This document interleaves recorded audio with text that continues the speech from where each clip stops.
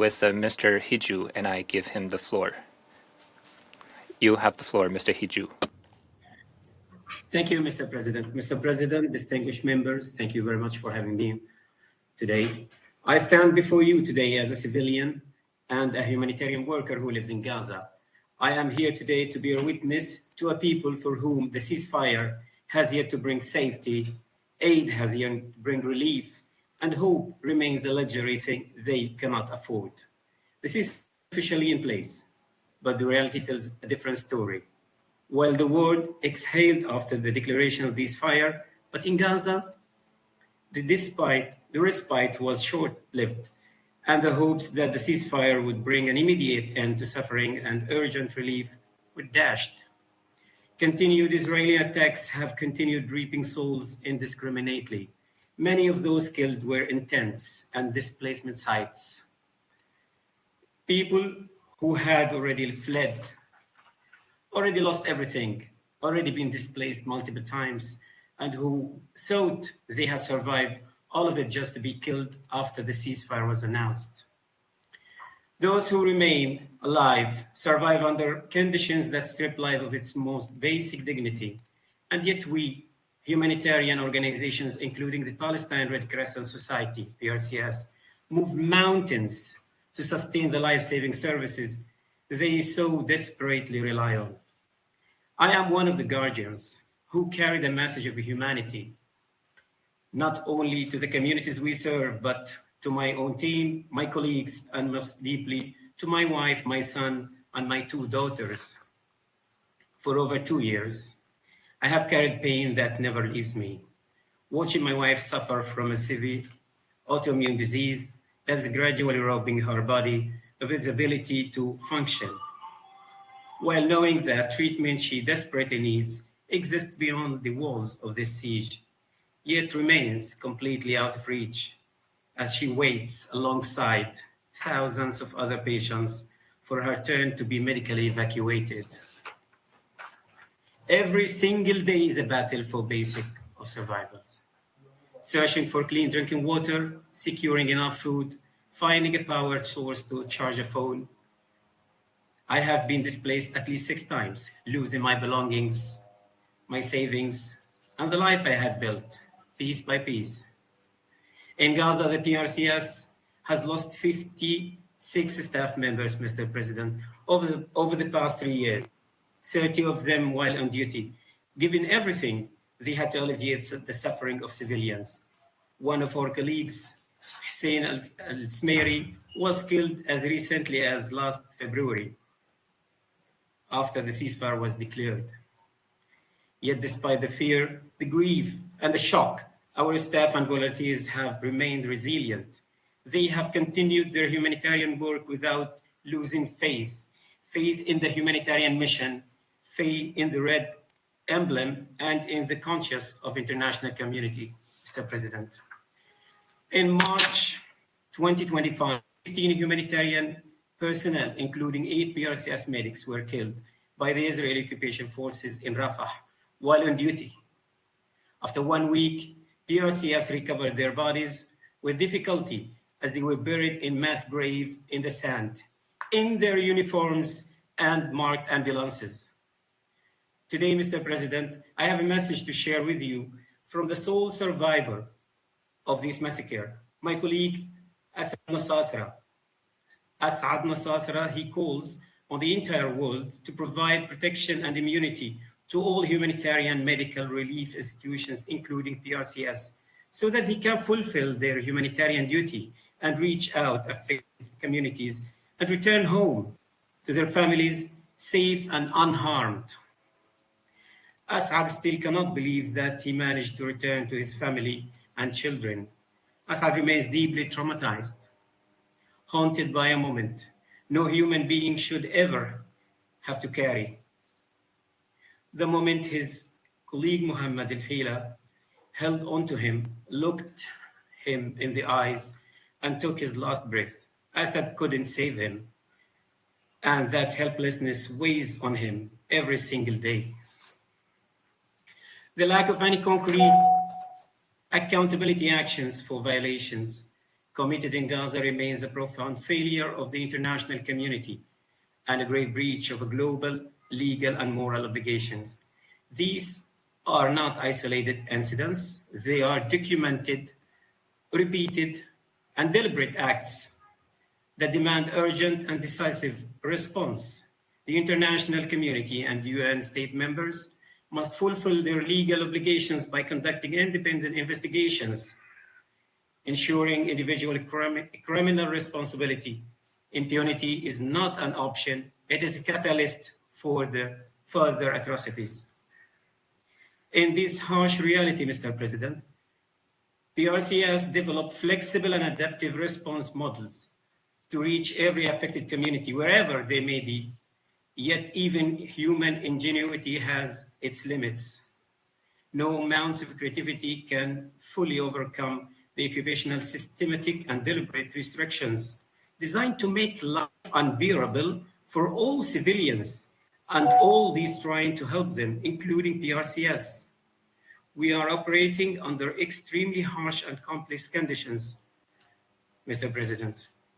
The limited and prolonged closure of border crossing alongside strict restrictions on the entry of humanitarian aid, including medical and food supplies, fuel, oil generators, and spare parts, have severely disrupted supply chains and constrained most of PRCS's vital operational sectors, depriving the population of life-saving assistance. For example, PRCS has 12 ambulances in the West Bank that remain unable to enter Gaza due to restrictions. Humanitarian assistance received by PRCS since the beginning of 2026 remain far below actual needs, significantly limiting the expansion of humanitarian operations. Mr. President, as restrictions on aid entry continue, PRCS has been forced to suspend relief distribution assistance, which served as a lifeline for thousands of families. Cardiac surgeries have also been suspended due to the depletion of required supplies. PRCS doesn't maintain stable fuel reserve, as available quantities are consumed weekly based on operational priorities, threatening the continuity of critical services, including emergency medical services and hospitals. Rehabilitation services are also not fully functioning because restrictions on the entry of physical and hearing assistive devices continue to deprive thousands of people of essential daily living support. Families across are living through a compounded emergency that rarely reaches the headlines. My close neighbor, for example, lives in a torn plastic tent with 4 children and elderly diabetic mother, exposed to both winter cold and extreme summer heat. What was meant to be temporary shelter has become a permanent reality due to restrictions on construction material and the absence of sustainable housing solutions stripped families of basic human dignity. The children divide their days between attending makeshift classes in tents and awaiting in long queues to secure clean water for their family.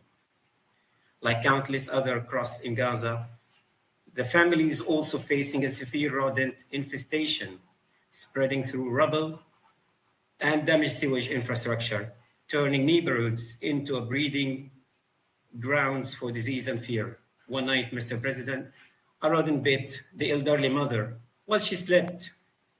Because of her diabetes, she felt no pain and only discovered the wound after waking up bleeding. The incident led to serious health complications that condition of displacement, overwhelmed clinic, and fractured healthcare systems were unable to adequately address, placing her life in a grave risk.